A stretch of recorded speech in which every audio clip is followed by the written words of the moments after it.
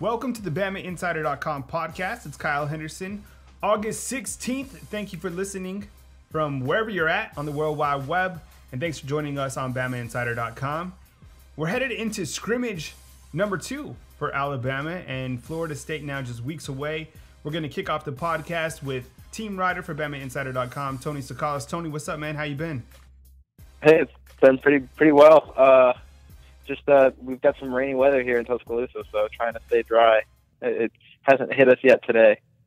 Yeah, man. I think overall the weather in August has been pretty good in my opinion, and we haven't seen the team too much go indoors, and I think that's a good thing and a bad thing. I like to get the indoor perspective because the running backs and the offensive line are kind of right at you. But other than that, I think, we've seen the team now, how many times? 12 times? I think 12 will be tonight. We're shooting this on a Wednesday, but tonight I think will be our 12th practice. Man, if Florida State just around the corner, and I keep looking at this game, and I think we're going to kind of get to the point coverage-wise where we're in the eye of the storm. I mean, we've talked about every single angle, we've broken down every single position, and really besides leading up to the actual game week, I mean, it's like everybody knows kind of what to expect. Would you agree on that?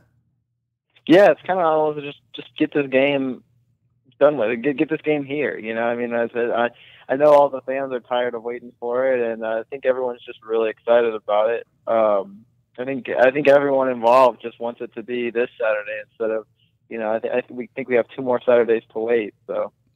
And I think a lot has to do with the fact that Alabama is coming off a loss and the fact that this game against Florida State is of such high magnitude. I mean, it's the game in college football to open the 2017 season. So I think there's just so much anticipation. So we're going to get you through it. There's a lot of content on BamaInsider.com. And today wanted to wrap on a podcast. We really haven't had a formal podcast in a little while, but we do have our normal Good Morning Alabama that I bring to you every other day or so, just kind of talking to you about the latest subjects. But I wanted to bring on Tony today to kind of go over a wide variety of Alabama football-related topics. And today on BamaInsider.com, I talked about the offense, and I basically just went through the offense, and I think we can both agree that the offensive depth chart, while there's no official depth chart at Alabama, it's pretty much set. And if you look at the right side of the offensive line, would you say that it's starting to come together a little bit, Tony? Yeah, I would.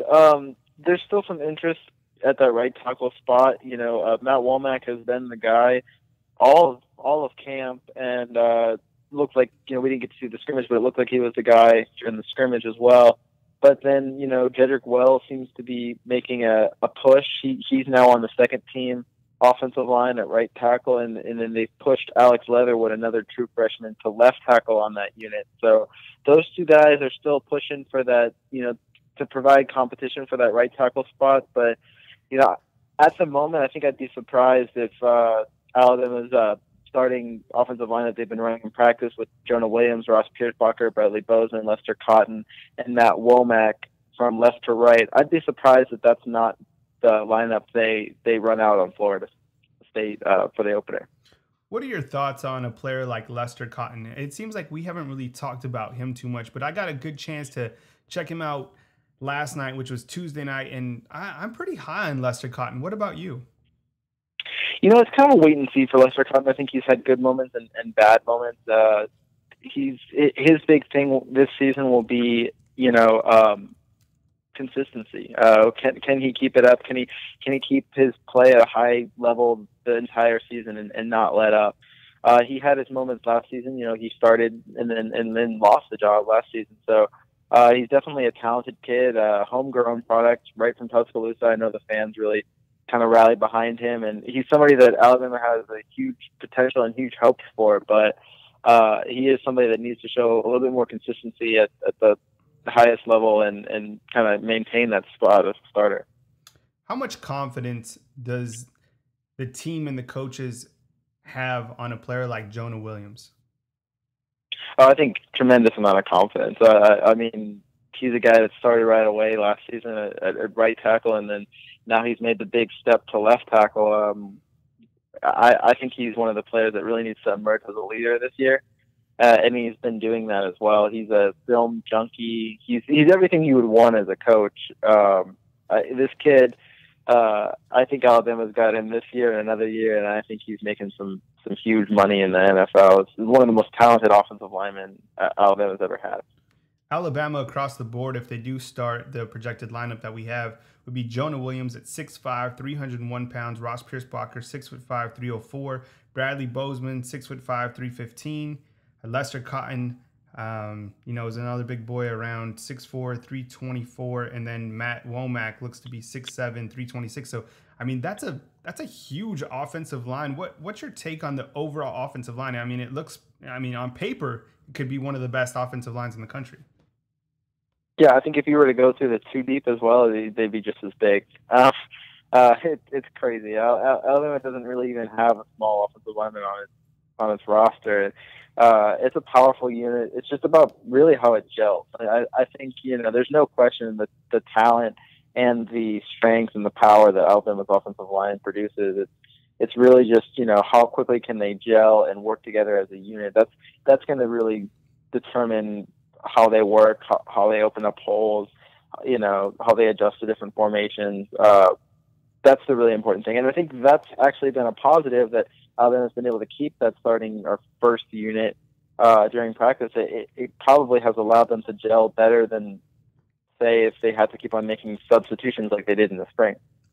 We're talking with team writer Tony Tsoukalas of BamaInsider.com. You can catch all his coverage on BamaInsider.com, and this is the BamaInsider.com podcast, of course. Thanks for joining us. Today is August 16th, and we're inching closer to the first game of the season against Florida State. Tony, a couple injuries of note. Najee Harris, we saw him back at practice on Tuesday night, but Josh Jacobs still out with a pulled ham. What's your assessment on that? Wouldn't be too worried about that. Nick Saban did say that he wasn't sure how long Josh Jacobs was going to be out, and it looks like, it's kind of an unknown. It doesn't look like he's too worried about the situation, or he didn't on Saturday when he addressed the media. Josh Jacobs hasn't been at practice, but, there's a lot of variables that could factor into that. It is a little bit concerning to not see him at practice for 2 straight days, but I wouldn't expect him to miss, an extended amount of time. It's kind of wait and see right now, but on both him and Najee Harris, I think that there's really not too much to worry about, I guess, for the long-term future. We've seen Ronnie Clark working with the running backs. Why is that? Can you explain a little bit more on that? Yeah, I mean, he's a guy that could be used as an H-back or even a fullback.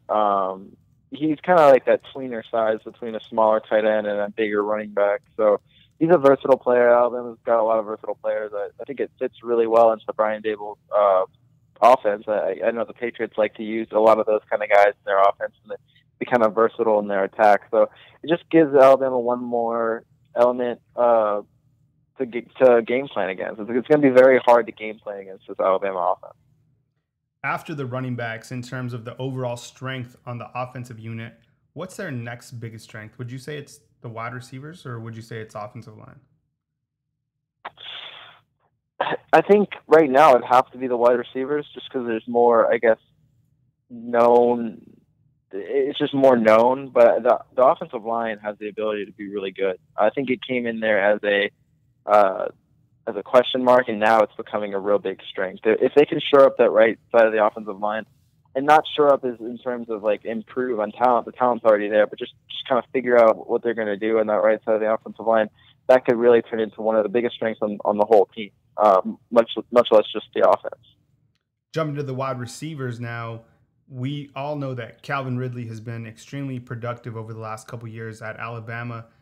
What are your thoughts on Cam Sims and Robert Foster? Either of those guys going to have a breakout year? Yeah, I think, let's start off with Robert Foster. It seems like every big throw or a lot of the big throws that Jalen Hurts makes, they're to Robert Foster. He seems to be the big play threat on offense. Definitely an electric guy that can beat players down the sidelines for, those big plays. Those kind of plays can also open up the rest of the offense, which should really help Alabama out.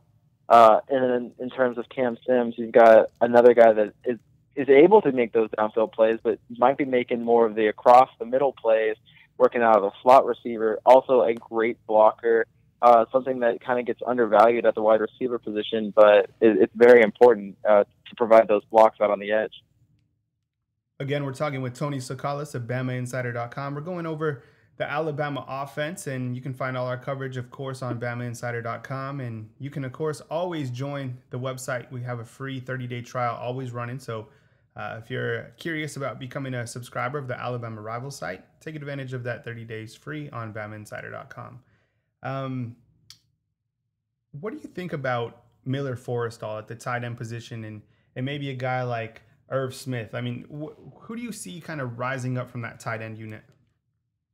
Yeah, I'm interested to talk to some of the tight ends because we haven't gotten to talk to them much this preseason. I think we'll get to talk to maybe Hale Henches or one of them tomorrow or Thursday. But I'm interested to see how the tight ends are used in this offense. I know it's something that was talked about this spring, and the Patriots, have used tight ends a lot, especially with Rob Gronkowski, and Brian Dable used to coach tight ends at New England. So it kind of could be a really exciting time for the tight end position at Alabama, but it's to be seen how they use it, and just how much they're going to go to it. It's a position that Alabama didn't really go to too much last season with O.J. Howard, who might have been the best tight end they've ever had. So it'd be interesting to see how they utilize that position compared to what they've done in the past.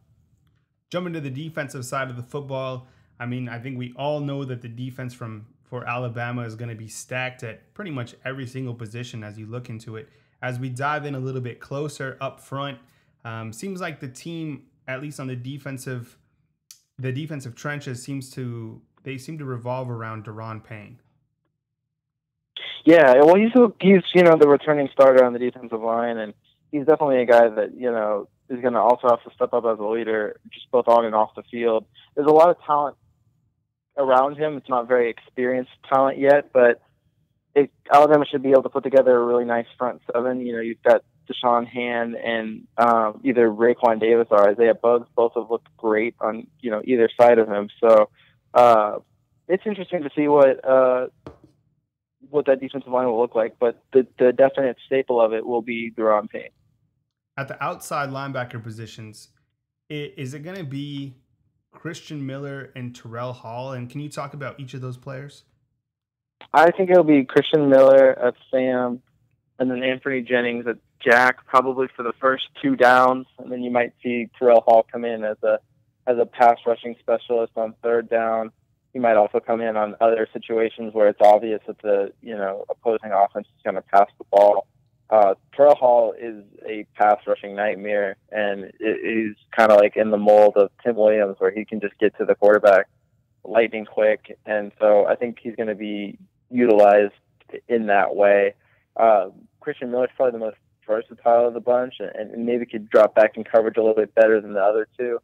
So, he'll also be useful as well. But he's also a guy that can cause sacks, cause pressure. So Alabama's got a lot of ways to attack the quarterback while still being able to handle everything else. It should be a pretty deadly linebacking unit.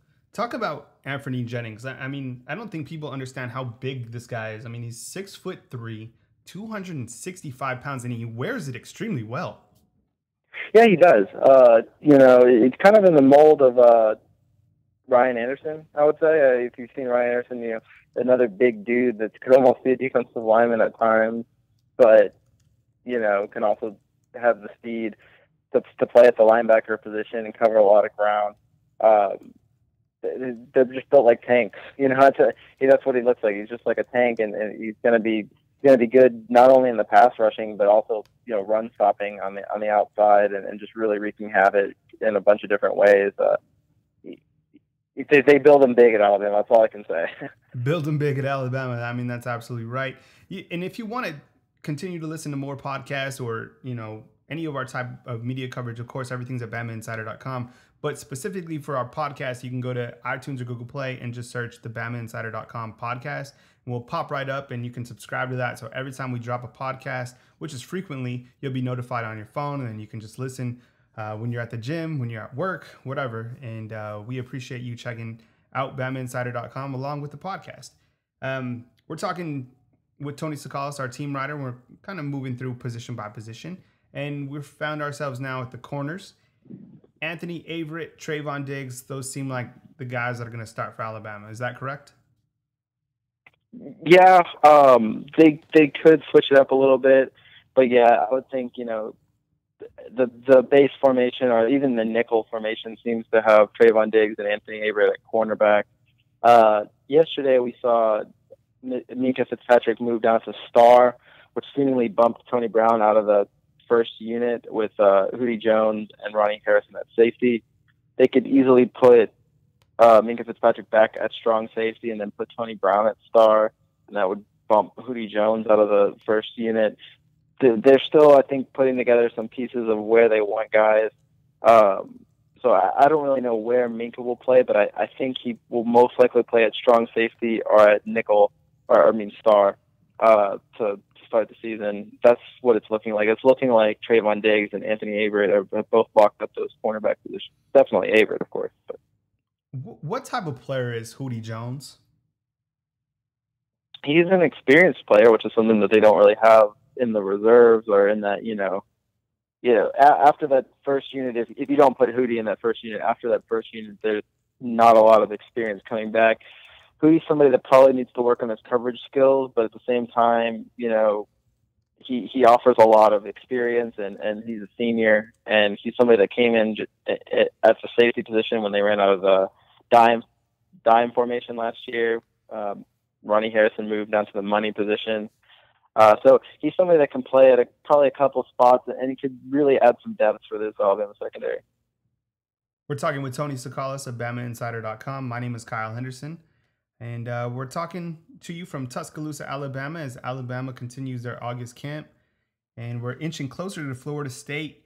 Not a lot of questions at any position for Alabama on both sides of the football. However, the kicking game doesn't necessarily seem to have found its rhythm. Let's just keep it like that. And their punter obviously is one of the best in the country in J.K. Scott. But in terms of place kicking, Alabama seems to be trying to find their kicker, right, Tony? Yeah, there's not a lot of places to look. It's one of three places at the moment. It's either going to be the freshman Joseph Bulovas, the former walk-on Andy Papanopoulos, or the punter and J.K. Scott. And I think right now Alabama fans are ready for it to be the third one of that bunch, but I'm not quite convinced that Alabama wants J.K. Scott doing both kicking and punting duties. It could really mess up his form at the punter position. I'm not sure how that really works, but ideally you want a kicker kicking and a punter punting. So that leaves it between Bulovas and Andy Papanopoulos. Both have struggled this offseason. Papanopoulos had a really poor 8A game, and by the sound of it, Bulovas had a kind of poor scrimmage this past Saturday. So Alabama's going to be hoping that one of those two kind of steps it up. I could maybe see during the opener against Florida State that, on situations where they need a trusted kicker, they might use J.K. Scott if they trust him more. But as the season progresses, I think Nick Saban's going to want an actual kicker and an actual punter, not somebody that has to do both. So I think he's going to do everything possible to develop one of those two other guys to take that role. Tony, you lived in Tuscaloosa for some time, and I'm going to switch things up on you right now. We've talked football, but now I want to talk some good eats in Tuscaloosa. I'm new to this area. I've been here for several months now, so there's certainly some good places to eat. But if there's kind of like a couple staples in your opinion of where people should eat in Tuscaloosa, let's go with breakfast. Maybe breakfast is the obvious because breakfast is breakfast, as you always say. But what about lunch? Can you mention a couple places here in Tuscaloosa that are some must tries for people who maybe are dipping into the area for the football season or haven't visited the area in quite some time? Sure. If you want a good burger, I always tell people to eat at Avenue. It's if you know where the bars are downtown, it's right by there, right behind kind of where what used to be Mellow Mushroom. Mellow Mushroom's now out of business. So if anyone's looking for the pizza that they were that they might have grabbed on during game day, Mellow Mushroom's now out of business. But behind where Mellow Mushroom used to be, off of University Avenue is a great place to get a burger. Then, I think a lot of people that come to games have probably been to Del Palma's and Chuck's. Those are great dinner spots as well. And I know Five is another popular one. Five's one that, a lot of ESPN writers, when they come into town, they always comment about how great Five is. Those are just nice, kind of semi-expensive, but also casual enough that, you don't have to get totally dressed up places to go. Southern Ale House is another good place for a good meal. That's a little bit out of the way. You have to go on McFarland and kind of cross the bridge over into Northport. And but it's worth a little bit of a hike to get a nice meal over there as well. And by the way, I've had the burger at it's Avenue Pub, is that right? Yeah, at Avenue Pub. I've had the burger there. Didn't we have it together for one time for one of our meetings? Yeah, we did. It was incredible. Yeah, I've had it a couple times. So. Yeah, this burger was so juicy. It was just so succulent, and I need to definitely stop back over there because that burger was probably one of the best burgers I've had in some time, to be honest. So good mention on Avenue Pub, by the way. Yeah, and then, as you guys know, I'm a Texas kid, and so I like me some Mexican food. There's a new place called Central Mesa, and it's right across from where Chuck's is, and it's really nice. It's if you've been to Rojo or some of the nicer Mexican restaurants in Birmingham, it's comparable in my eyes. So definitely check that one out too. It's new. I think it's only like a month and a half old, but it's pretty quality Mexican food. It's not just your average greasy Mexican food. It's nice. Plenty of places to eat in Tuscaloosa. Wonderful city to live in, by the way. I love living here. Family loves it, so we're excited to have you come back to Tuscaloosa if you're not living here anymore and you're coming for the 2017 season. We'll be sure and post a list of places to eat in Tuscaloosa, new and old, just to kind of give you that extra take on one of our game day pages leading up to the first home game, which is coming up here pretty soon. After that Florida State game, they'll take on Fresno State and Colorado State. For Kyle Henderson and Tony Tsoukalas of BamaInsider.com, this is the BamaInsider.com podcast.